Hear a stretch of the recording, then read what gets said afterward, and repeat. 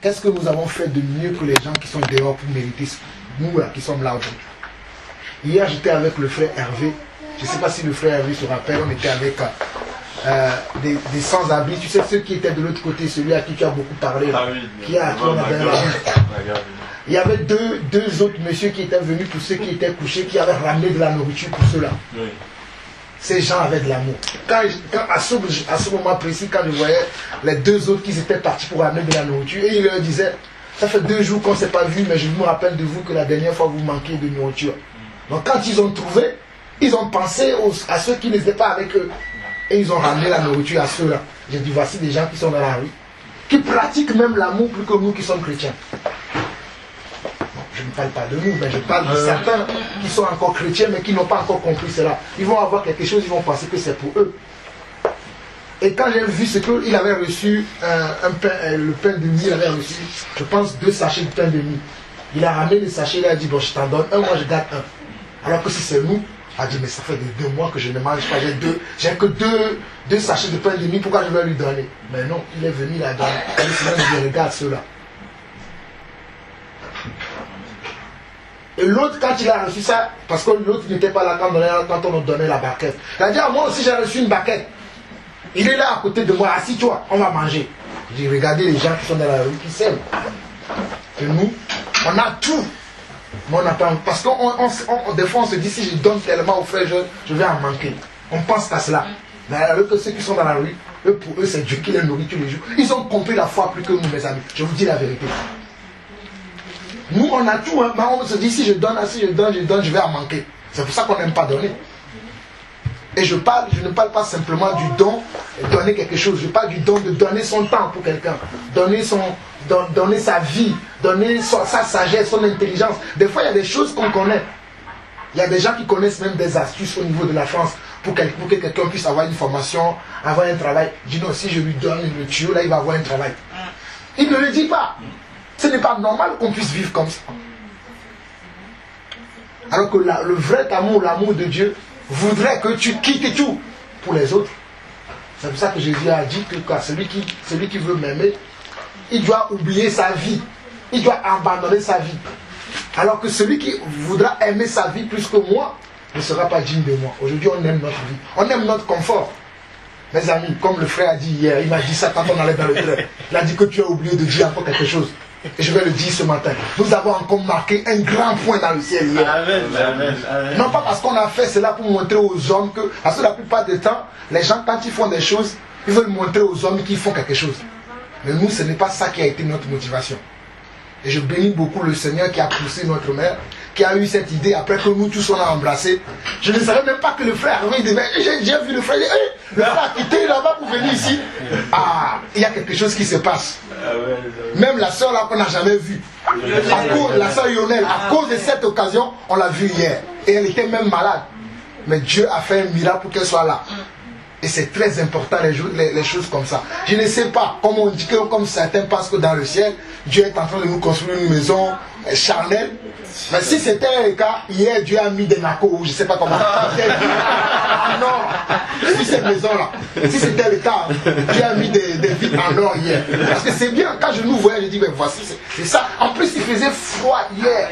Wow, quand on était à Gare de l'Est, vous ne pouvez pas imaginer comment j'avais froid, malgré les chaussettes que ma mère et maman m'avaient données. J'avais envie de pleurer, mais j'ai dit, mais si les frères sont là, mais il faut que moi aussi je sois là. J'avais envie de tout abandonner, mais quand je voyais le frère Georges, qui est le plus frileux entre nous, mais qui était là, et dit, non, mais donc c'est pas le moment. C'est pour ça que je dis toujours que Dieu ne nous a pas appelés tout seuls. Amen. Parce que vous m'avez encouragé hier, si vous ne savez pas. Amen. Peut-être j'ai encouragé aussi quelqu'un, mais vous aussi vous m'avez encouragé. C'est si j'étais seul. Je leur ai dit que j'ai froid, je vais rentrer. Mais vu que je voyais que j'avais froid, que les autres aussi avaient froid, mais ils ne me disaient pas qu'ils allaient abandonner. Je voyais Hervé, mais il parlait toujours. Il parlait. Je dis, mais le frère là qui ne parle pas beaucoup, même là, le froid, il parle. Ils sont baptêmes. Moi je vais me taire. Et ça m'a encouragé, je me dis Seigneur, merci pour cet amour que tu nous as donné. Parce que c'est là que nous commençons. Quand j'ai entendu le frère Georges qui a dit, ah je vais faire comme maman, oui. J'ai dit, ah ok d'accord, le jour où le frère va dire ça, je vais dire moi aussi je participe. Parce que moi aussi je vais marquer des points frère. Moi aussi je veux que le Seigneur me dise ce jour-là, ah oui tu as donné à telle personne, tu pensais que tu as donné à un sans-abri, mais c'est à moi que tu as donné. C'est ça. C'est ça. C'est pour cela que, ça c'est la chose que je vais partager, on le connaît déjà. C'est les mêmes choses que nous partageons ces derniers temps. Mais moi je sais une chose, Dieu ne fait jamais rien pour rien. Si Dieu veut qu'on écoute encore ce que je lui dis, c'est que c'est très important. On va lire à 16, à partir du verset 25 à 29.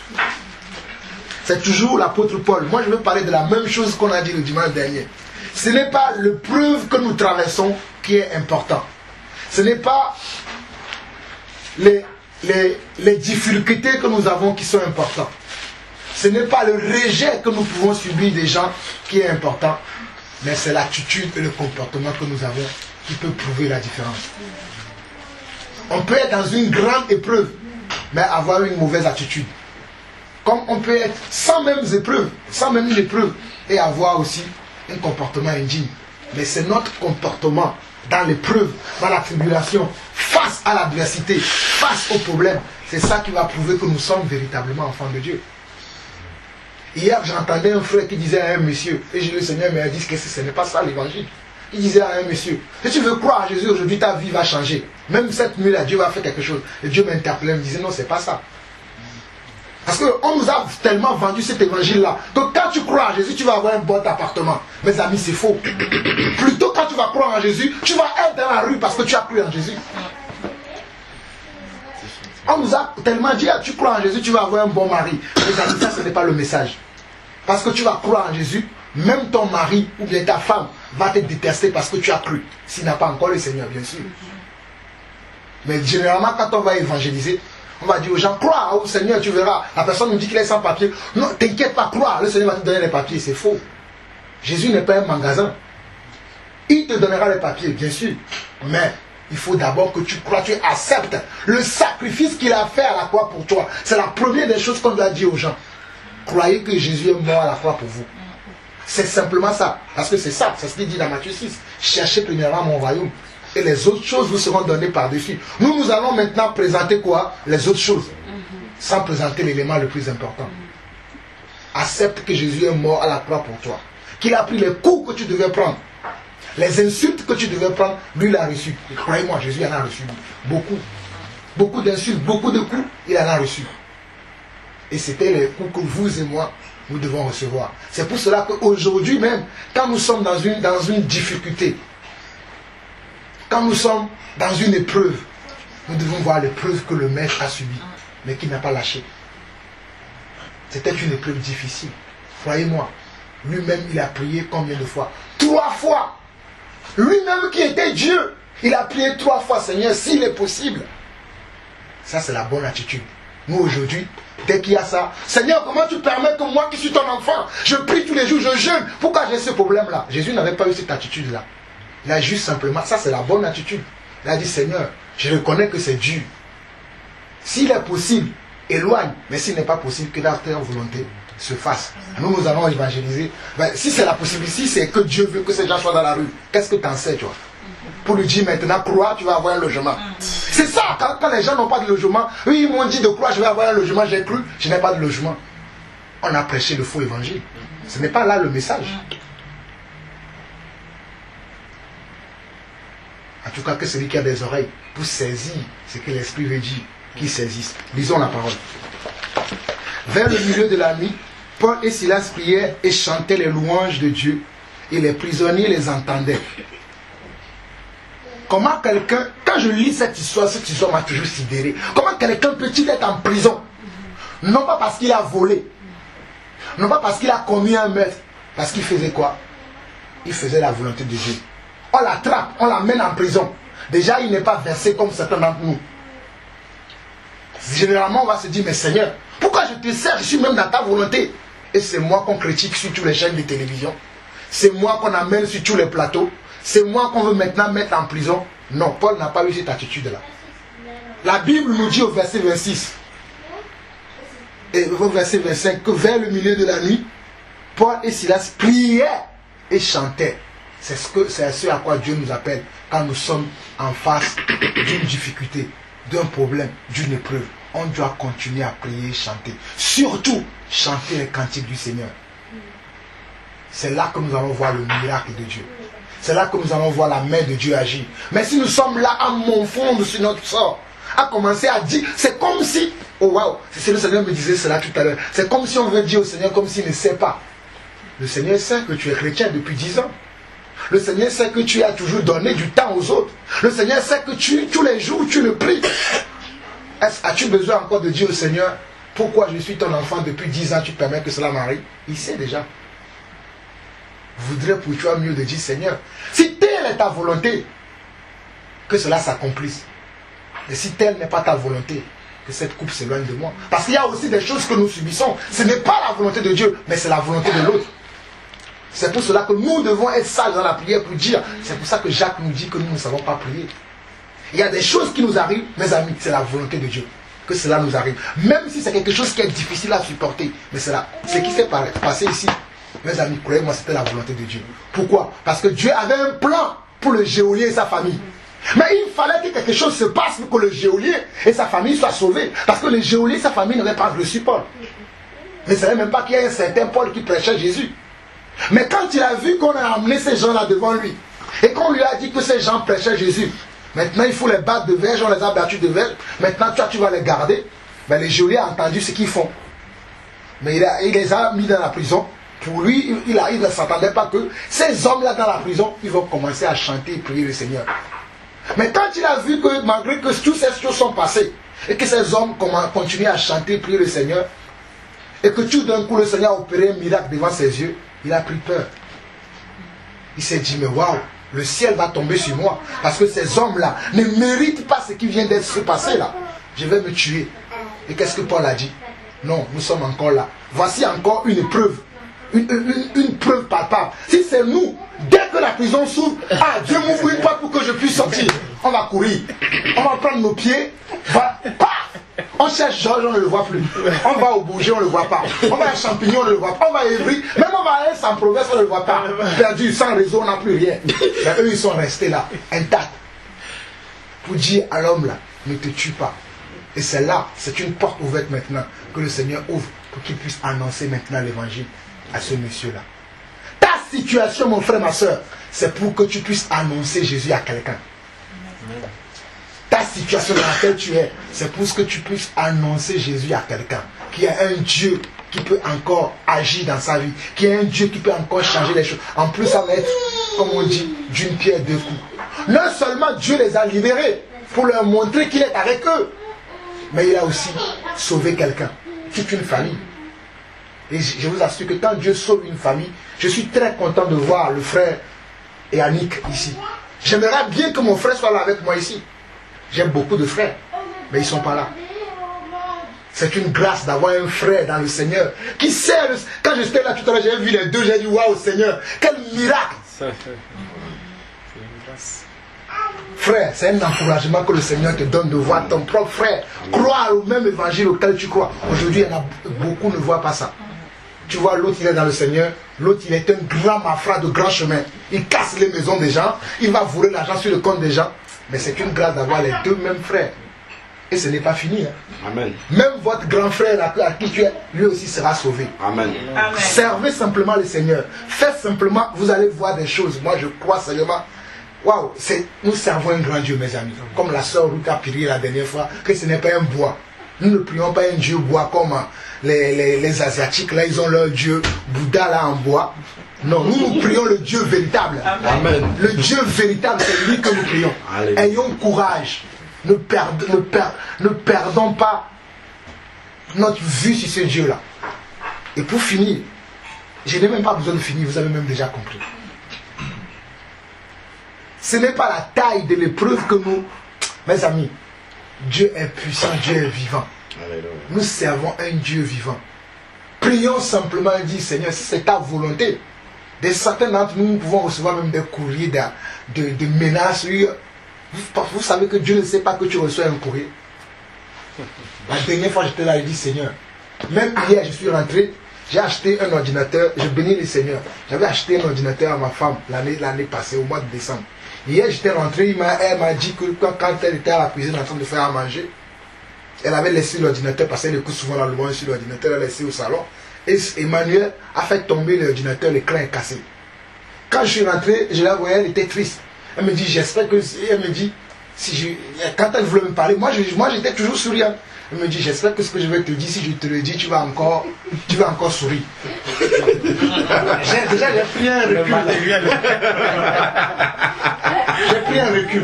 Dès qu'elle a sorti l'histoire là, le Seigneur m'a fait, toi-même tu enseignes, c'est la souris.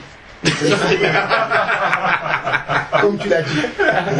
J'ai continué à sourire. Ma femme était étonnée. Parce que ce serait avant. Je lui ai crié, comment tu peux laisser l'ordinateur que j'ai acheté à 500 € sur la table? Non, j'ai souri, j'ai dit c'est rien. C'est rien ça. Dieu va nous donner plus que ça, ma soeur. Et je l'ai fait un bijou. Elle-même, elle était étonnée. Vous savez pourquoi? Parce que j'ai marqué un point dans le ciel. Et Satan voulait que le point là que j'ai marqué, quand je rentre chez moi, que ce point là soit effacé. Mais j'ai reconnu, j'ai dit waouh, tu ne mourras pas cette fois-ci. Dans le passé, tu m'as eu. Mais aujourd'hui là, ça ce n'est que du matériel, tu mourras pas. C'est pour ça que je dis, on peut être dans une épreuve, mais c'est l'attitude que nous avons qui est la vraie vie. Donc mes amis, ayons la bonne attitude, le bon comportement quand nous sommes face à l'épreuve, quand nous sommes face à l'adversité de l'ennemi. Certains d'entre nous, l'ennemi le fait exprès. Parce que nous lui manquons des buts depuis des...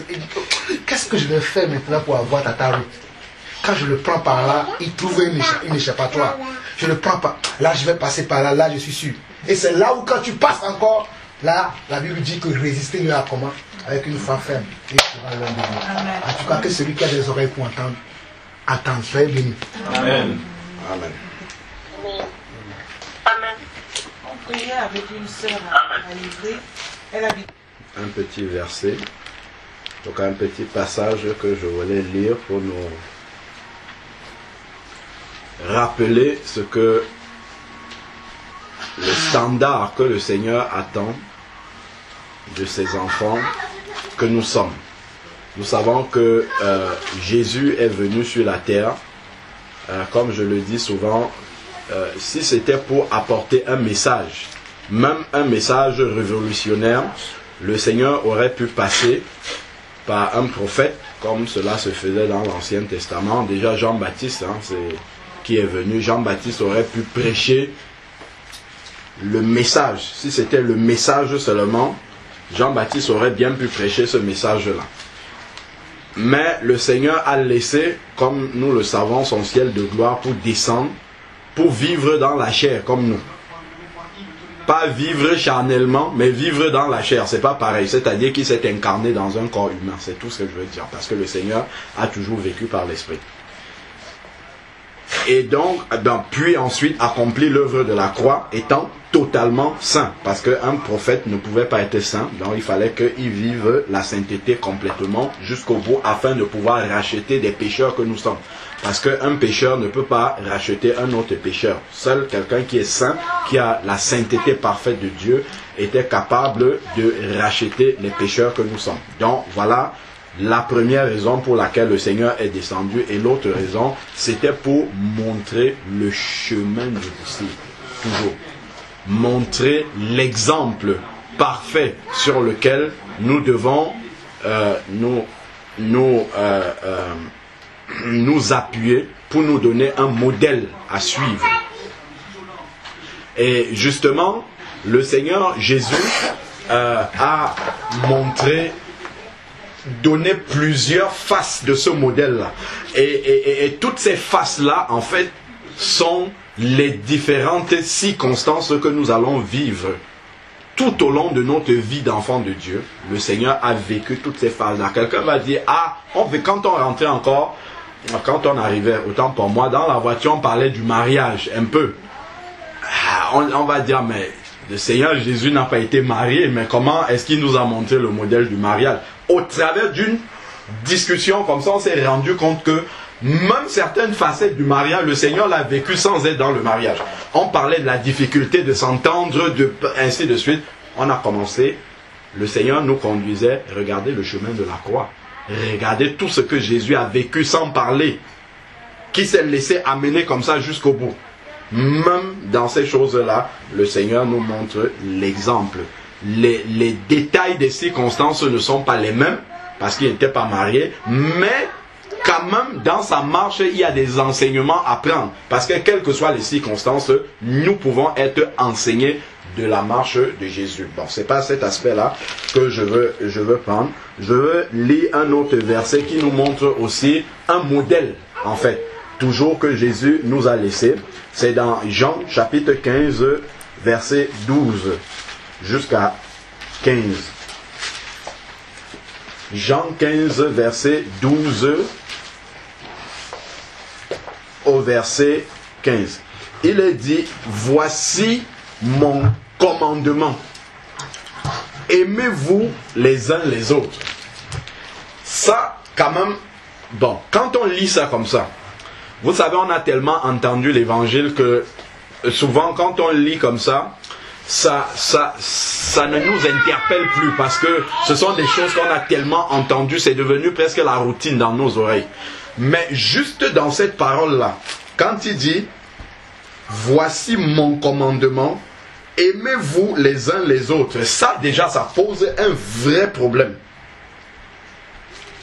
Dans l'entendement humain, normal, qui n'a pas l'inspiration de l'Esprit de Dieu, est-ce que aimer quelqu'un peut être un commandement? On va dire, on aime ou je t'aime parce que je le sens, ou je ne t'aime pas parce que je ne le sens pas. Mais est-ce que aimer peut être un commandement? Ça c'est une question, ça quand même. C'est une question difficile. Mais lui, il dit, je vous donne un commandement. Donc tu dois aimer l'autre, tu dois aimer ton prochain. Aime ton prochain, aime dans le premier, aime le Seigneur ton Dieu de tout ton cœur, de tout ton âme. En fait, tu n'as pas le choix, tu dois le faire. Tu le fais même par obéissance, tu dois aimer. C'est une question d'obéissance d'abord, avant d'être une question de je sens la chose ou je ne sens pas. Tu n'as pas à ressentir ou à ne pas ressentir, tu dois aimer ton prochain. Et quand il dit je vous donne un commandement, aimez-vous les uns les autres, il y a une virgule, mais ça ne continue pas avec des conditions. Si il te sourit quand tu le regardes, si lui aussi il t'aime, il n'y a aucun si. C'est tu dois aimer ton prochain, c'est une obligation. Sinon tu ne peux pas entrer au ciel en fait. Parce que la Bible nous dit, mettons un doigt dedans. Allons voir un peu quelque chose. Romains 5. Vous allez, quand j'ai lu ça cette semaine, j'étais presque choqué de lire ça. Parce que ça nous concerne tous. Et c'est de voir vraiment le standard de l'amour de Dieu. Prenons un peu Romains 5. Romains chapitre 5.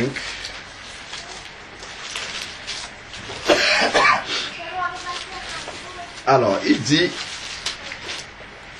regardez, hein, Romains chapitre 5. Je peux prendre à partir du verset 4. Romains 5, verset 4 nous dit, la persévérance... Alors, je crois que ça, c'est un milieu de phrase. Bon, je vais commencer à partir du verset 3 quand même.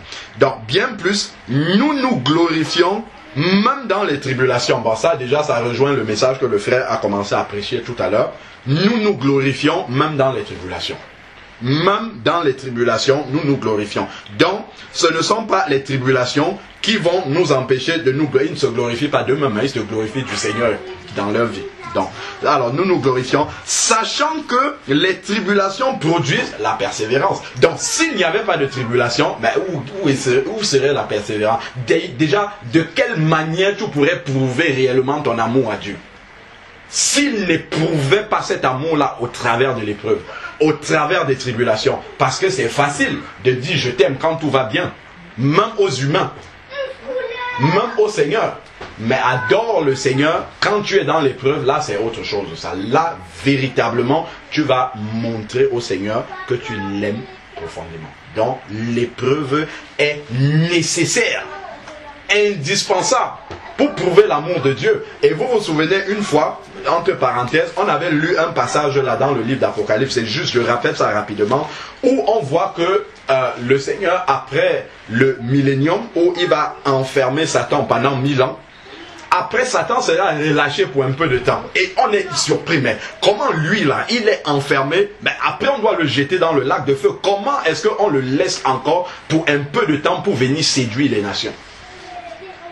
Et là, le Seigneur nous avait conduit à nous rendre compte que pendant le millénium, effectivement, Satan sera enchaîné, donc il ne pourra pas tenter les hommes.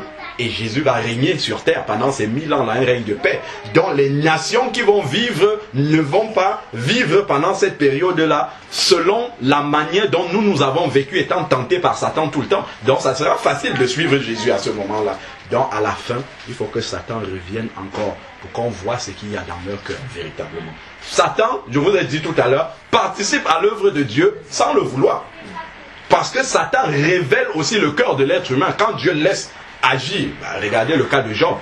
Quand le Seigneur a laissé, vas-y, tu parles de Job là, c'est ton serviteur, vas-y, essaye, touche-le un peu. Donc, et Dieu a laissé, pourquoi Dieu a laissé? Parce qu'il fallait éprouver véritablement l'amour que Job avait pour Dieu. Donc, le Seigneur a laissé Satan agir de cette façon-là. Donc, ça c'était entre parenthèses, juste pour nous rappeler que l'épreuve est nécessaire, non seulement pour nous bâtir, mais aussi pour que nous-mêmes, nous puissions réaliser à quel niveau, en fait, de foi, à quel niveau notre foi se situe par rapport au Seigneur. Est-ce que l'épreuve va nous amener à nous détourner? Est-ce que l'épreuve va nous amener à nous refroidir? Est-ce que l'épreuve va nous amener à douter? Jean-Baptiste, qui a vu Jésus passer, il dit ça, c'est l'agneau de Dieu qui ôte le péché du monde. Il a dit sans aucun doute. Il n'a même pas douté un seul instant. Il dit ça là, c'est l'agneau de Dieu qui ôte le péché du monde. Et dans un autre passage, lui-même, il confirme que Dieu lui a dit que celui qui va venir au baptême, sur lequel la colombe va descendre, c'est lui le Messie. Donc il le dit sans aucun doute. Mais après, quand il était dans la prison, au plus profond de l'épreuve comme ça, il envoie ses disciples, il dit allez lui demander, est-ce que c'est sûr que c'est lui le Messie? Pourquoi il demande si c'est sûr que c'est le Messie? Parce qu'il ne s'imagine pas que le Messie peut être là et lui en prison, c'est pas possible. Pourtant, il est celui qui précède le Messie. Donc c'est vraiment des cas comme ça que le Seigneur nous montre dans la parole, que même ceux qui étaient des géants dans la foi, on a vu Abraham aussi, le père même de la foi, qui s'est retrouvé dans une circonstance où le Seigneur lui dit, je vais revenir à cette même période, ta femme là, elle sera enceinte. Bon, la femme lui dit, bon, toi-même tu vois ce qu'on a écouté là, je paraphrase un peu, hein.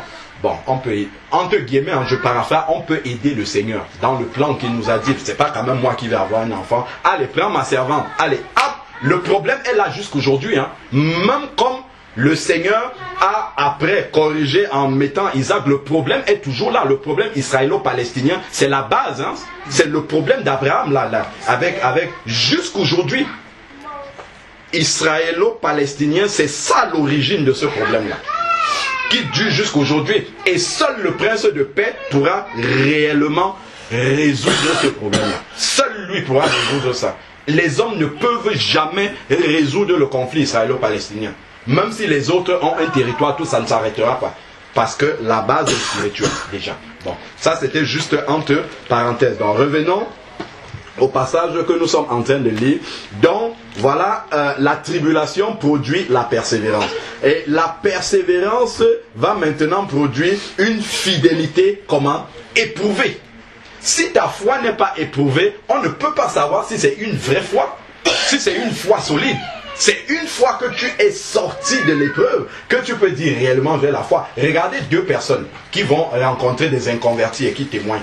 Un témoigne seulement parce qu'il connaît la parole de Dieu. Ah, Dieu dit ceci, ceci, ceci. C'est bien. L'autre témoigne la même chose, mais il a le vécu derrière. Lequel va plus toucher le cœur de celui à qui vous parlez? C'est celui qui a le vécu, en plus de la parole. Parce que sa foi n'est pas théorique. Sa foi, il y a du vécu. Et l'épreuve, c'est la meilleure école pour pouvoir témoigner après. Regardez tous les serviteurs que Dieu a utilisés puissamment. Ils ont d'abord dû passer par l'épreuve. Commencer par Moïse. Moïse, chassé du palais, traverser le désert, rencontrer. Il a d'abord été formé comme ça avant de pouvoir vraiment témoigner de la part du Seigneur. Après, on a tous les autres modèles. L'apôtre Paul, dont le frère parlait tout à l'heure. Donc, la foi doit être éprouvée et cela produit une fidélité éprouvée. Alors, et la fidélité éprouvée l'espérance. La fidélité éprouvée. C'est pas une fidélité comme ça, mais c'est une fidélité qui a été testée et qui est sortie justement victorieuse. Après maintenant, il dit, or, l'espérance ne trompe pas, parce que l'amour de Dieu est répandu dans nos cœurs. Comment? Par le Saint-Esprit qu'il nous a donné. Donc, si ton amour est humain, cet amour-là sera conditionné. Tu vas dire, je l'aime si elle m'aime. Je lui souris si elle me sourit, ainsi de suite. Mais il dit, aimez-vous les uns, je vous donne un commandement. Comment est-ce que tu peux aimer quelqu'un par commandement, par obéissance? Si ce n'est le Saint-Esprit qui met cet amour-là dans ton cœur. Si ce n'est pas l'Esprit de Dieu, tu ne peux pas manifester cet amour-là. Voilà pourquoi on doit même prier. Puisque nous prions pour que Dieu nous aide à obéir à sa parole, même pour aimer, nous devons prier pour ça.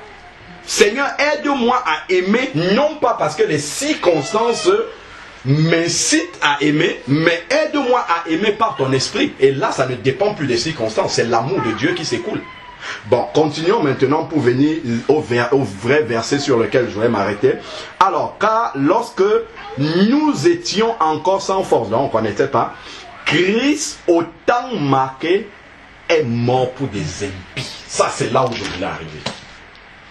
Christ est mort pour des impies. Imaginons un peu. Nous étions impies. Et Christ est mort pour nous. Et il n'est pas mort parce que nous étions de bonnes personnes. Il est mort par amour pour des impies. Et ça, c'est le standard de l'amour de Dieu. Nous devons aimer des personnes qui sont impies vis-à-vis de nous. Et c'est un commandement. C'est un commandement. Quand il dit aimez vos ennemis dans Matthieu 5 là-bas, c'est un commandement en fait. C'est pas qu'il te demande si tu veux. C'est pour ça que quand on dit suivre le Seigneur, suivre d'une façon qui nous convient, c'est facile. Tout le monde, beaucoup de gens font ça.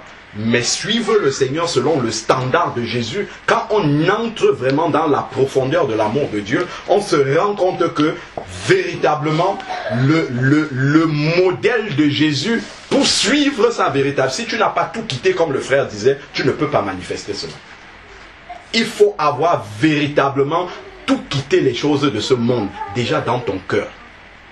Parce que si tu n'as pas quitté les choses de ce monde dans ton cœur, ton amour sera toujours conditionné. Ah, j'ai du mal à aimer cette personne-là. Parce qu'elle a fait ça. Parce qu'elle m'a fait ceci. Parce que... Donc, il y a toujours dans notre amour des conditions. Or, l'amour de Dieu n'est pas conditionné. La preuve, c'est qu'il est mort pour des impies que nous étions. À peine mourrait-on pour un juste.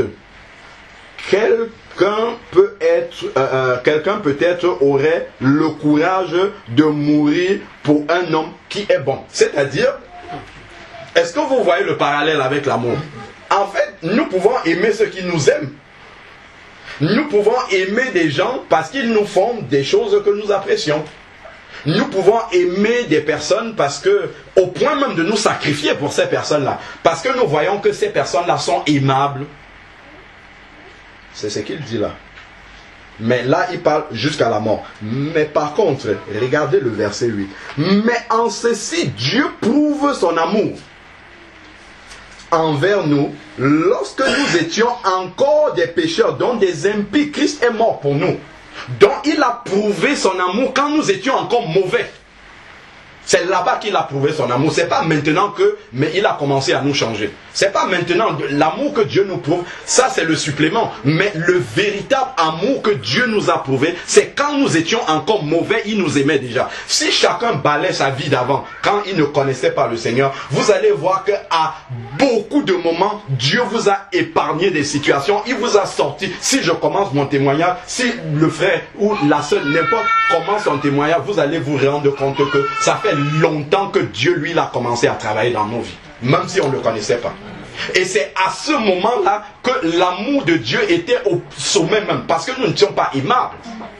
Regardions tout ce que nous faisions aux autres, tout ce que nous faisions à la société, tout ce que nous faisions à notre prochain. Mais Dieu nous aimait déjà. Il nous épargnait déjà. Et c'est cet amour-là qu'il nous demande d'avoir vis-à-vis de notre prochain qui peut-être connaît Dieu ou ne connaît pas Dieu. Mais qui a encore du mauvais en lui. Mais Dieu nous demande de l'aimer comme ça. Voilà le standard de l'amour du Seigneur. Verset 8. Mais en ceci, Dieu prouve son amour. Donc nous aussi, nous devons prouver notre amour pour notre prochain car il est encore mauvais. Nous devons nous efforcer. Nous devons demander la grâce au Seigneur de pouvoir aimer les pires personnes là. C'est elles là que nous devons aimer. Les personnes qui nous font les pires choses. C'est ça là, le Seigneur nous demande. Voilà là où tu vas prouver véritablement ton amour. Et pour ton prochain, et en même temps pour moi. Puisque Dieu dit dans Jean 14 que le fait de prouver celui qui m'aime véritablement, c'est celui qui fait quoi? Qui garde mes commandements, qui obéit à ma parole. Or, il vient de nous donner un commandement là-bas dans Jean 2. Il dit, aimez-vous les uns les autres. Ah, moi je n'aime pas le faire un tel parce qu'il fait ça. Il parle mal, il fait... Mais tu dois l'aimer, c'est une obligation. Ça commence par les frères de l'église, mais nous voyons encore ici que Dieu, lui, l'a prouvé envers les impies, donc ceux qui ne font pas partie de l'église. Il nous a aimés à ce moment-là et il nous demande, comme un commandement, d'aimer aussi. Revenons maintenant à Jean, que nous étions en train de lire, Jean 15, verset 12, je crois. Alors, il dit, continuons maintenant, il dit, voilà, aimez-vous, voici je vous donne mon commandement, ça c'est la clé vraiment, c'est un commandement, aimez-vous les uns les autres, et il y a un modèle. Justement, le modèle c'est la suite de la phrase, comme je vous ai aimé. S'il disait, ici la phrase s'arrêtait, ben chacun peut aimer comme il veut. Bon, je t'aime si jamais tu fais ça. Et il y a même un faux livre. Vraiment, on m'a conseillé, c'est un faux livre. J'en profite pour dénoncer ça. C'est un livre, je ne sais pas si ce sont des chrétiens qui ont écrit ça, mais il y a des pasteurs qui conseillent ça. C'est, comment on appelle ça? Les saints... Je ne sais plus trop comment on appelle ça. Je ne sais pas si c'est les saints fruits de l'amour ou bien... Langage de l'amour. Voilà, merci beaucoup. C'est les 12, je ne sais plus combien, je ne sais même pas, je n'ai pas regardé. Les langages de l'amour. C'est en fait, bon, ok, voilà ta femme qui est là. Vous avez des difficultés, vous ne vous comprenez pas. On vous dit, prenez ce livre-là, lisez. En fait, pour que Solange, elle peut croire que tu l'aimes, si tu lui offres des cadeaux. Ça, c'est son langage d'amour pour qu'elle comprenne que tu l'aimes. Toi, maintenant, tu peux dire que si vraiment Solange obéit quand je lui parle, ça veut dire qu'elle m'aime. Donc, chacun a son langage et vous faites l'effort que chacun respecte le langage d'amour de l'autre. Mais Dieu, c'est pas ça qu'il nous demande. Parce que là, c'est une façon d'aimer qui évite la croix. C'est une façon charnelle pour éviter la croix. Parce que la croix, c'est que je t'aime malgré ce que tu fais. Et là, tu vas devoir laisser ta chair mourir. Parce que pour aimer quelqu'un, malgré ce que la personne fait, il faut que ta chair aille à la front, vers la croix. En fait, que tu perdes une partie de toi-même. Mais le langage de l'amour, c'est quoi? C'est que moi, de toute façon, pour que je croie que quelqu'un m'aime, il faut qu'il fasse ça. Donc, je ne suis pas prêt à céder du terrain. Je ne suis pas prêt à mourir. Ma chair n'est pas prête à s'adapter, à aimer malgré les circonstances. Donc, voilà comment les hommes détournent la façon que Dieu appelle. Sinon, on aurait pu dire, mais Jésus qui est parti à la croix, mais il est parti... Il n'a pas demandé, mais est-ce que ces gens-là, même ce que je vais faire à la croix, est-ce qu'ils vont même croire? Il est mort pour nous quand nous étions encore pécheurs. Il ne s'est pas demandé, est-ce que même l'acte que est-ce qu'il y a même une personne qui va croire que je suis vraiment mort pour lui? Il ne s'est pas demandé ça. Il est parti parce qu'il fallait le faire. C'était pour lui un acte d'amour, comment dire, dénué de tout intérêt. Ils ont besoin d'être sauvés, j'accomplis cet acte-là, même si personne à la fin ne reconnaît que je suis monté à la croix pour lui, tant pis, j'aurais quand même fait cela pour eux, par amour inconditionnel. Et c'est ça que le Seigneur nous demande. C'est ça qu'il nous demande. Mais ça, les langages d'amour, ça là, ce sont des façons humaines d'aimer les gens. je te donne mes conditions. Voici comment, pour l'amour, ce que moi je considère comme étant l'amour, c'est que tu fasses ça, tu fasses ça, tu fasses ça. Jamais ça, c'est pas l'amour de Dieu, ça. Le véritable amour de Dieu, c'est tu es une créature de Dieu, donc je t'aime pour cela. Point à la ligne. C'est tout. Dieu t'a créé, donc je t'aime. Parce que Dieu t'aime aussi, moi aussi je t'aime. C'est tout. C'est la seule raison. Si Dieu n'aime pas quelqu'un, ok, on ne peut pas. Mais Dieu aime tout le monde. Donc je dois aimer cette personne parce que Dieu l'aime. C'est tout. Sans poser mes conditions, il y a ceci, il y a ceci, il y a ceci. Pas du tout. C'est que là, on a détourné justement la croix par laquelle le Seigneur veut que nous passions. Et c'est comme ça que justement on évite dans les couples le travail que le Seigneur veut faire. Parce que le travail que le Seigneur veut faire dans un couple, c'est pour se préparer pour l'enlèvement. Moi je l'ai toujours dit. Parce que c'est le meilleur cadre pour que ta croix soit, pour que ta chair soit cisaillée dans tous les recoins. Et à la fin, si tu sors victorieux, je t'assure que tu peux lever la main comme ça et partir au ciel directement. Parce que là, tu as tous les contours. Mais sachez, ceux qui ne sont pas mariés, le Seigneur, c'est la même chose pour tout le monde. Il va trouver des meilleures circonstances pour que vous traversez les mêmes épreuves.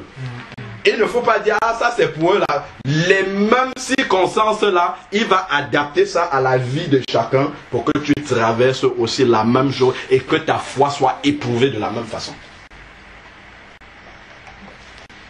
Continuons maintenant ici là.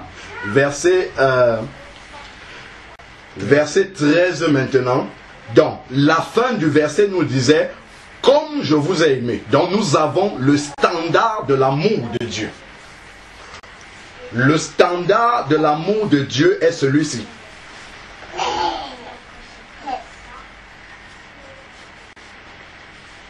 C'est d'aimer comme Jésus a aimé, sans aucune condition humaine. Et au contraire même, aimer des personnes qui sont encore impies. Alors, donc continuons maintenant. Verset 13, il dit, il n'y a pour personne de plus grand amour que de donner sa vie pour ses amis. Regardons encore. Il n'y a pour personne de plus grand amour que de donner sa vie pour ses amis. Dans l'expression sa vie, donner sa vie, il y a beaucoup de choses là. Beaucoup, on peut passer des jours et des jours à parler de ça. Parce que donner sa vie pour les autres, la chose la plus importante, enfin, selon l'intelligence humaine, la chose la plus précieuse que nous avons, c'est notre vie. Voilà pourquoi tout le monde a peur de la mort. Parce que c'est la fin de la vie. C'est pour cela. Parce que c'est la chose la plus précieuse. Si on dit à quelqu'un maintenant, tu dois mourir, bon voilà, là, il comprend qu'il va perdre la chose la plus précieuse de sa vie. Bon, s'il a préparé la mort, ah Seigneur, l'attente que tu me prépares dans le ciel, je vais la retrouver. Et l'autre va commencer à s'attrister parce qu'il regarde la maison qu'il a, il regarde la voiture, il regarde la belle paire de chaussures. Bon, tout ça, il se dit, je vais devoir laisser tout ça pour partir. Parce qu'il n'a jamais imaginé qu'il était un voyageur sur la terre et qu'il va devoir laisser tout ça pour partir. Et c'est le malin qui est là dehors, qui nous fait oublier. Il regarde son travail, il regarde sa promotion, il regarde tout le monde qui est peut-être à ses ordres et tout. Il dit, waouh, je vais devoir laisser tout ça. Il regarde tous les gens qui lui obéissent et tout ça. Il dit, oh, et surtout qu'il va partir, il ne sait même pas où il va. Pour ceux qui réagissent comme ça, en général, il ne sait pas où il va. Parce que s'il savait où il allait réellement et qu'il allait au bon endroit, je crois qu'il ne serait pas dans cet état. Aimer sa vie. Donner sa vie pour ses amis. Donc nous donnons ce que nous avons de plus important, de plus précieux pour les autres. Pour ses amis. Qu'est-ce que j'ai de plus précieux? Qu'est-ce qui me coûte réellement? C'est en donnant cela aux autres que réellement je prouve que je les aime. Il y a beaucoup de choses qui nous coûtent et souvent les choses que nous ne soupçonnons même pas sont celles qui nous coûtent. nous pouvons croire que c'est de l'argent. Oui, si je n'ai qu'un peu d'argent et que je donne tout à mon frère, là c'est quelque chose qui me coûte. S'il en est beaucoup et que je lui donne un peu, bon, ça ne me coûte pas énormément, mais bon, c'est quand même un geste d'amour, mais ce n'est pas encore le standard de donner sa vie même.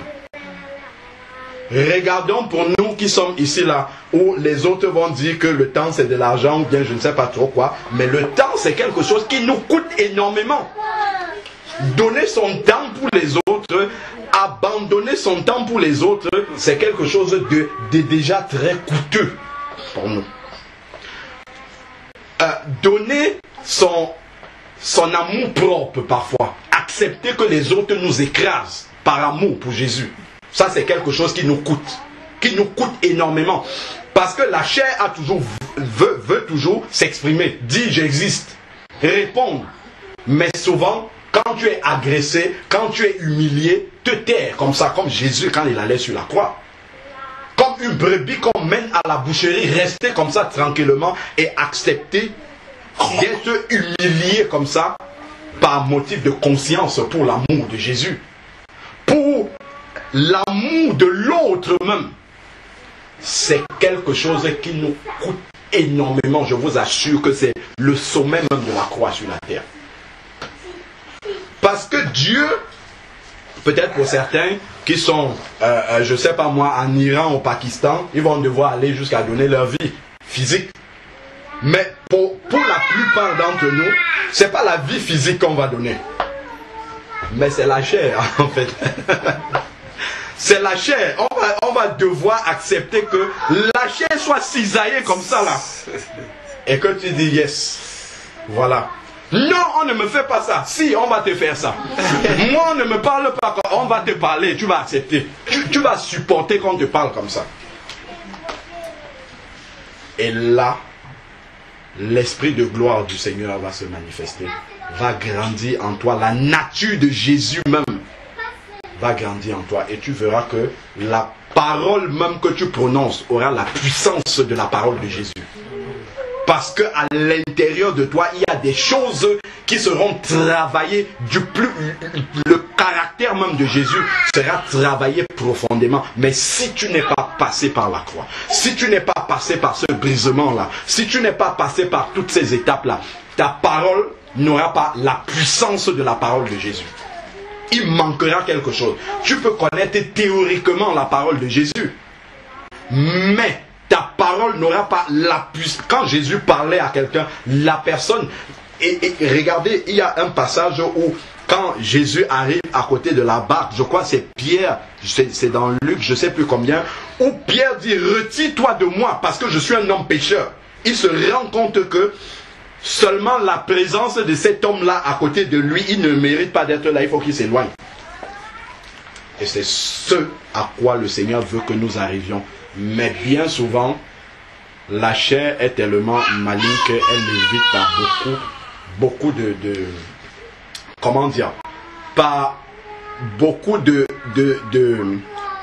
contournements à ne pas accepter de mourir. Et ça, c'est une chose que nous laissons notre chair nous diriger, mais en fait, qui diminue la puissance qui doit se manifester au travers de nous. Nous savons que celui-là qui souffre de cette façon, qui passe par ce chemin véritable-là, l'esprit de gloire après repose sur lui. Et c'est quoi cet esprit de gloire? C'est vraiment la puissance de Jésus que tu dégages. Et cette puissance-là commence par se manifester par la parole. Et dans cette parole-là, ce n'est pas les mots que tu utilises. Ce n'est pas la sagesse que tu utilises, mais c'est qu'il y a la puissance de l'esprit qui accompagne ces paroles. L'apôtre Paul dit dans 1 Corinthiens 14 qu'il préfère dire 5 paroles avec son intelligence que 10 000 paroles en langue. Parce que avant que les 5 paroles, comment dire, avec son intelligence qu'il va donner n'arrivent, elles sont chargées de la puissance du Saint-Esprit. Quelques paroles, mais qui touchent. Quelques paroles qui brisent le cœur. Pas qui brisent le cœur, mais qui sondent le cœur. Voilà. Qui sont les profondeurs même du cœur. Mais il faut d'abord que le Seigneur te fasse passer par le creuset.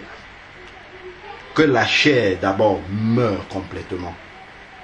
Mais pour que la chair meure, le Seigneur il ne force pas en fait la chair. La chair peut dire, moi je ne meurs pas. De la même façon que quand Jésus était sur la croix, les uns et les autres lui ont dit, si tu es le Fils de Dieu, descends.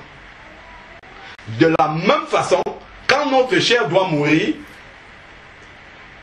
le malin qui, lui, envoie ses directives, toujours, Dieu envoie les directives, l'esprit reçoit. Le malin envoie les directives, la chair reçoit. Donc, le malin est toujours là pour dire à la chair, ne meurs pas. Attends, toi-même, est-ce que tu penses qu'un chrétien doit, c'est pas ça, est-ce que le chrétien doit accepter jusqu'à ce point-là? Non, toi aussi, réagis. Et là, maintenant, quand tu réagis, ça c'est Jésus qui est descendu de la croix. Mais Jésus n'est pas descendu de la croix, parce qu'il a montré le modèle jusqu'au bout. Il est mort à la croix. Il n'est pas descendu de la croix. Mais nous, bien souvent, dans ces moments-là, la chair dit, oh non, vraiment, moi, mes limites là, j'ai atteint mes limites, je vais m'arrêter là. Dieu ne me demande pas jusqu'à ce point. Et on peut décliner ça dans beaucoup d'exemples quotidiens de la vie de chaque jour, nos rapports avec l'autre prochain, de façon générale. Que ça soit au travail, que ça soit à l'école, que ça soit dans le couple, que ça soit partout. Toutes les circonstances, Dieu les utilise pour faire mourir notre chair. Toutes ces circonstances-là. Maintenant, il faut pouvoir écouter la voix de Dieu, laisser la chair passer par là, et là, on va voir l'Esprit du Seigneur se glorifier au travers de nous. On va voir vraiment la puissance de Dieu se manifester au travers de nous. Parce que des fois, quand on passe par là, on pense que nous sommes en train de perdre quelque chose de notre personne. Mais en réalité, notre personne charnelle est en train de perdre du terrain ou tout ce qu'on veut. Mais la personne, l'être spirituel, l'être intérieur est en train de se fortifier. Il est en train de grandir. Parce que ça, les choses de l'esprit, la chair ne reçoit pas ça. Ça, on le sait. Mais par contre, notre être spirituel à l'intérieur, lui, il reçoit ça comme une puissance, comme une dynamite. Et là, maintenant, quand tu dois manifester la puissance de Dieu, c'est cet être spirituel-là qui s'exprime. Qui s'exprime avec cette force-là. Et là, à chaque fois que tu traverses une véritable épreuve où tu es sorti victorieux, toi-même tu ressens que la grâce et la puissance de Dieu grandit aussi au travers de toi. Et tu peux aider, tu peux édifier les autres. Mais si nous sommes toujours à pleurnicher, comme on disait là, si nous sommes toujours à nous plaindre, oh Seigneur, pourquoi ça? Pourquoi ceci? Pourquoi cela? Pourquoi? Mais si Dieu envoie quelqu'un vers toi, la personne dit, oh frère Georges, vraiment je traverse telle épreuve-ci, est-ce que tu peux m'aider à prier? Toi-même vers qui le Seigneur a envoyé la personne, tu vas commencer à dire, mais toi-même mon frère, ma soeur, pourquoi tu es même d'abord dans cette épreuve-là? Donc toi-même tu vas encore questionner plus la personne et mettre la personne dans le doute. Voilà pourquoi le Seigneur ne va pas t'envoyer des personnes. Le Seigneur ne va pas envoyer des personnes vers toi parce que tu ne peux pas les édifier. Toi-même tu as fui l'épreuve. Toi-même tu as échoué dans l'épreuve. Mais Dieu ne va pas envoyer des personnes pour que tu les aides à sortir de l'épreuve. Pas du tout. Et ça encore, c'est un acte d'amour. Parce que le fait d'accepter de passer par l'épreuve, je n'accepte pas que pour moi. J'accepte d'abord pour moi, effectivement, parce que Dieu me demande, mais je pense aussi à d'autres personnes que je vais pouvoir aider lorsque je serai victorieux. Ça là, c'est un aspect de l'épreuve auquel on ne pense jamais. Parce qu'on regarde d'abord soi-même. Aïe, là, ça me fait mal maintenant, le fait que je sois là. Mais je n'imagine pas que le jour où je serai sorti de là, lorsque je vais pouvoir édifier un frère, une sœur qui traverse les mêmes circonstances, il y aura une certaine puissance, une certaine grâce qui va se déverser, qui va couler au travers de moi et qui va pouvoir aider les autres. Et même souvent, peut-être aider les autres même à éviter certaines circonstances par lesquelles ils peuvent passer. Et ça, c'est très important. Donner sa vie pour ses amis. Donner, c'est s'oublier soi-même. Ça, beaucoup d'enfants de Dieu ne sont pas encore arrivés à ce standard-là. On fait encore les choses par rapport à soi-même. Parce que donner sa vie, c'est donner ce que tu as de plus précieux. Et si tu donnes à quelqu'un ce que tu as de plus précieux, c'est-à-dire que tu ne peux pas dire, voilà, je t'offre ma Bible et tous les matins, je suis en train de penser à ma Bible que j'ai offert à mon frère. Non, quand je donne, je me suis détaché de cette chose-là. C'est ça. Quand je donne une chose à quelqu'un, j'oublie la chose, je me détache. Et voilà comment il dit donner sa vie pour les autres. Donc, j'offre ma vie. Vous avez vu l'apôtre Paul, il dit, je crois que c'est dans 2 Timothée, il dit, je sers déjà de libation, de sacrifice pour les autres.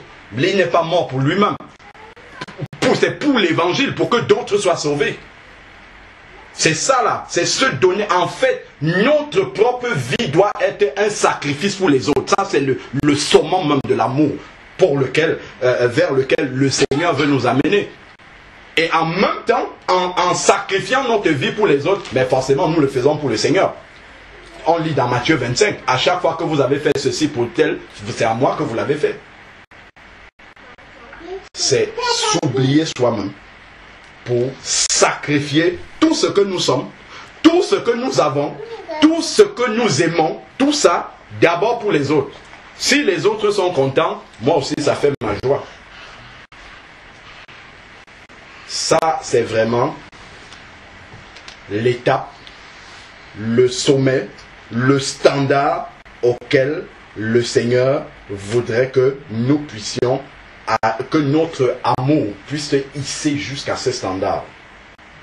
C'est donner sa vie totalement pour les autres. Donner sa vie.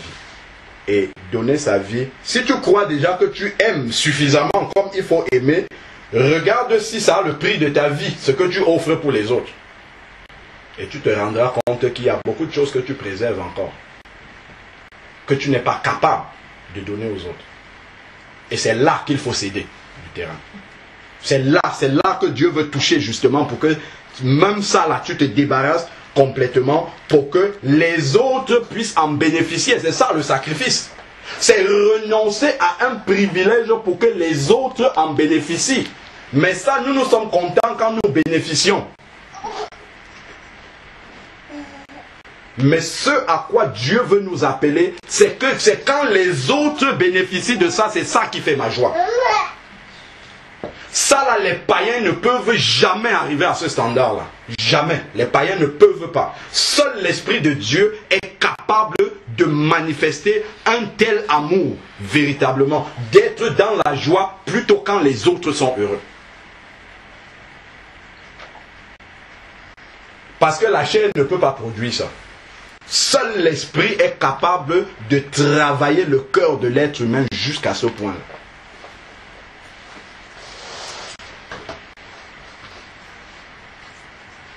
Donner sa vie pour ses amis. Et après, il dit, verset 14, vous êtes mes amis si vous faites ce que je vous commande. La question que je nous pose maintenant et que je me pose en premier, suis-je un ami de Jésus? Si vous faites ce que je vous commande, et juste en haut, verset 12, il a dit, voici mon commandement. C'est d'aimer. Aimez-vous les uns les autres comme je vous ai aimé. Est-ce que moi j'aime comme Jésus aime? Si j'aime de cette façon-là, je suis un ami de Jésus. Sinon, je ne suis pas encore son ami. Peut-on être un peu ami de quelqu'un? Je ne sais pas. Ou on est ami, ou on est... Pas du tout. Voilà. Voilà, véritable. C'est ça la vérité en fait. Est-ce que je peux être seulement un peu ami? Je garde une partie pour moi et je donne une partie à l'autre? Pas du tout. C'est je donne tout. Donc il dit bien ici là au verset 14, vous êtes mes amis si vous faites ce que je vous commande. Si vous aimez comme j'aime, sans condition. Sans dire que c'est ça qui fait en sorte que je dois aimer. Non, pas du tout. Si tu donnes ta vie totalement pour les autres, les choses qui te coûtent le plus, c'est ça que tu donnes aux autres. Là, tu es dans l'obéissance. Tu es dans l'obéissance au commandement de Jésus. Et en même temps, tu es directement un ami de Jésus. Et maintenant, si tu es un ami de Jésus, verset 15, je ne vous appelle plus mes serviteurs, parce que le serviteur ne sait pas ce que fait son maître. Je vous ai appelé mes amis. Pourquoi il les a appelés ses amis? Parce qu'ils ont gardé ce commandement. Garder ces commandements, et en principe, le premier qui est là, au-dessus, ils ont aimé, ils s'aiment les uns les autres, comme le Seigneur les a aimés. Sans condition. Même quand ils étaient encore impies. De la même façon, ça s'adresse à nous, directement. Et il dit, je vous ai appelé mes amis, parce que tout ce que j'ai appris de mon Père, je vous l'ai fait connaître. Voilà ce que ça entraîne maintenant.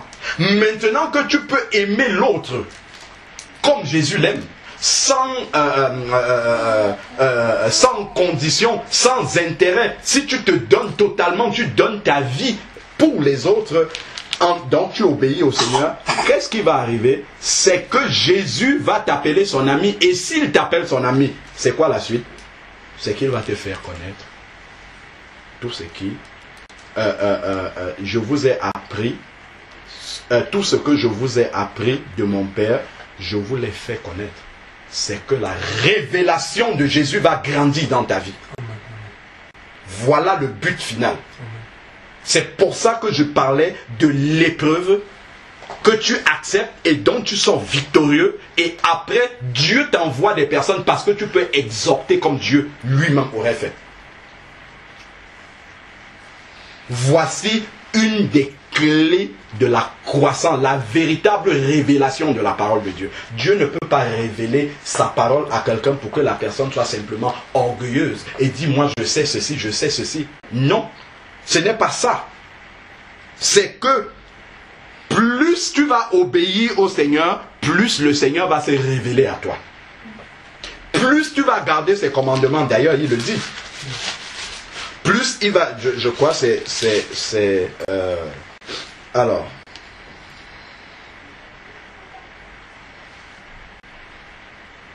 voilà, c'est Jean 14, juste à côté, verset 21, où il dit, celui qui a mes commandements, donc qui les garde, qui les pratique, qui les accepte, celui qui a mes commandements, Jean 14, verset 21, et les garde, c'est celui qui m'aime. Ça, on le sait. Mais on oublie la conséquence qu'il y a derrière. Celui qui m'aime sera aimé de mon Père, moi aussi je l'aimerai. Et quoi? Je me manifesterai à lui, je me révélerai à lui. Dieu va toujours se révéler davantage à celui qui obéit à sa parole. Amen. Toujours et toujours et toujours. À quoi ça sert à Dieu de se révéler, de te dire, voilà tel passage, c'est comme ça, si tu ne vas pas obéir? Ça ne sert à rien. Ça ne sert véritablement à rien. Pourquoi il te le révèle? Parce que tu vas obéir. Et quand tu vas obéir, les gens auront un exemple d'obéissance de la parole de Dieu. Amen. Au travers de ce qu'ils vont voir dans ta vie. La manière dont tu marches. Ça sera un témoignage vivant. Ta vie sera une prédication en fait pour les autres. Voilà pourquoi Dieu va davantage se révéler à toi. Souvent nous recherchons juste les révélations. C'est vrai, il faut lire la parole de Dieu. On est là, on n'obéit pas, mais on veut savoir. Ah, ceci, comme le frère qui était le jeune qui était à Aix là-bas, qui nous posait des questions. Ah, les 7 sceaux, en fait, il n'est pas baptisé encore, il n'est pas né de nouveau, mais il pose des questions sur les 7 sceaux. Ça lui sert à quoi de savoir qu'est-ce qu'il y a dans les 7 sceaux, les 144 qui sont marqués? À rien du tout. Il n'est pas sauvé encore, mais il pose déjà ces questions-là. Non! Dieu va te dire, obéis d'abord, passe dans les eaux du baptême. Amen. Première chose, une fois que tu seras passé dans les eaux du baptême, je commence par le début et je t'apprends les choses selon mon planning. Je ne vais pas commencer à te révéler l'Apocalypse alors que tu n'as pas encore aimé ton prochain. À quoi ça sert? À rien du tout. Ça va juste te servir à t'enorgueillir, c'est tout. Donc, voilà vers quoi le Seigneur nous amène à la suite de l'épreuve. Vous avez vu tout le cheminement par lequel il passe. J'avais envie de dire simplement, mais c'est la plus grande chose, c'est qu'il se révèle à nous. Davantage. que la révélation de Jésus grandisse en nous, non pas pour faire enfler la connaissance, mais au contraire pour manifester la nature de Jésus et que les autres aient un exemple sur lequel ils peuvent voir, vivre justement Jésus encore aujourd'hui. Souvenons-nous toujours des Grecs qui ont débarqué à Jérusalem et qui disent à Philippe, nous voudrions voir Jésus. Aujourd'hui, la société, les chrétiens même, veulent voir encore Jésus. Voir Jésus au milieu. Moi, j'ai envie de dire, quand je vois Hervé comme ça, le frère disait tout à l'heure, quand je voyais mon frère parler, ça me motive encore davantage. Ça m'encourage encore davantage. Quand je vois la grâce de Dieu se manifester au travers de comment mon frère parle, je suis encouragé. Moi, je vous disais hier, moi, j'ai jamais prêcher dans le train, mais quand j'ai vu mon frère prêcher, j'entends toujours dire ça. Mais c'est le frère Jean-Paul avec lequel je suis qui est en train de prêcher comme ça dans un métro. Mais qu'est-ce qui m'empêche de faire la même chose? J'ai commencé à prêcher aussi, c'était la première fois. Mais seul je n'aurais pas pu faire ça parce que je vois la grâce de Dieu. Quand je vois mon frère faire, je dis mais ça c'est à ça que Dieu m'appelle. Voilà l'exemple que je dois suivre. Et là je suis directement cet exemple-là. Et c'est ça que Jésus, parce que le frère est mort déjà aux barrières que moi j'ai encore. Quand je vois mon frère qui est déjà mort à ces barrières-là, je dis, mais pourquoi moi aussi je n'accepte pas de mourir à ce niveau-là? Allez, hop, mort une bonne fois pour toutes, et puis c'est bon, je passe de l'autre côté. Mais c'est ça, c'est sur ces exemples-là qu'on le voit. Hein. Voilà, le frère aussi disait, moi je n'ai jamais évangélisé comme ça, mais je vois tous mes frères avec qui je suis, ils sont à l'aise, mais moi aussi je vais parler. Allez, hop, la barrière, la glace est tombée et puis il passe. Voilà un cap qu'il a passé. Pourquoi? Parce qu'il a vu des exemples. Il a vu manifester ce que Jésus lui demande de faire. Mais c'est pas aujourd'hui que Hervé a vu qu'il fallait évangéliser. Il lit ça depuis, dans sa parole. Mais il n'a jamais vu des gens pratiquer ça réellement comme le Seigneur demande. Mais quand il voit ses frères faire ça, il dit, mais oui, voilà la parole. Et voilà des exemples. Mais qu'est-ce qu'il me manque à faire? C'est d'imiter l'exemple que je vois. Hop, je vais aussi le faire. Et tac, il y a déjà une barrière qui est passée. Et c'est une partie de sa chair qui est morte déjà. Lui-même, il a témoigné hier. J'ai passé un cap. Je sens, je ne sais pas lequel, mais j'ai passé un cap. En fait, c'est une partie de toi qui est morte. C'est une partie de ta timidité qui est tombée déjà. C'est sur ces aspects-là que le Seigneur, en fait, laisse qu'on passe par ces épreuves, par beaucoup de choses pour que la chair tombe et que nous ayons des exemples. C'est ça que le Seigneur veut. Les personnes à qui il s'est révélé, quand on voit ça, on dit, ah, vraiment, ça, c'est comme ça qu'il faut être. Je vais faire aussi. Ah, je passe aussi le cap. Et quand on a des exemples comme ça dans beaucoup de domaines, c'est comme ça que Dieu fait grandir son Église en même temps. Parce qu'il y a des exemples dans différents domaines, chacun a traversé déjà des étapes et tout ça, ça fait grandir l'Église. Vous voyez comment, si toi tu refuses de mourir dans un domaine dont je n'ai pas des exemples par toi, si elle aussi elle refuse, ainsi de suite, il n'y aura pas d'exemple dans l'Église, l'Église restera dans la défaite par rapport à ce domaine. Mais si un jour j'entends un témoignage d'une soeur, d'un frère qui a traversé ça, je dis, oh, moi aussi je suis dans la même épreuve, mais comment Dieu a fait grâce à ça? Ça me motive, ça me booste et j'accepte aussi que ma chair meurt. Et là, la croissance spirituelle de l'Église entière en dépend. La croissance spirituelle de l'Église entière dépend de la marche individuelle de chacun des membres de l'Église. Ça, c'est très important, cela. Jésus a montré l'exemple seul. Mais combien de personnes suivent Jésus aujourd'hui? Parce qu'il y a un modèle. Pourquoi moi je veux seulement voir le modèle chez l'autre? Je dois accepter d'être le modèle d'abord moi-même. C'est ça ma première motivation. Bon, si j'ai été bloqué quelque part et que Dieu a utilisé mon frère, gloire à Dieu, lui il va me débloquer et puis on va avancer comme ça. Ça, c'est vraiment quelque chose de fondamental, d'important, le standard vraiment que le Seigneur nous montre dans différents domaines. Là on parlait de l'amour, on parlait de l'épreuve. Il y a encore beaucoup de domaines dans lesquels le Seigneur nous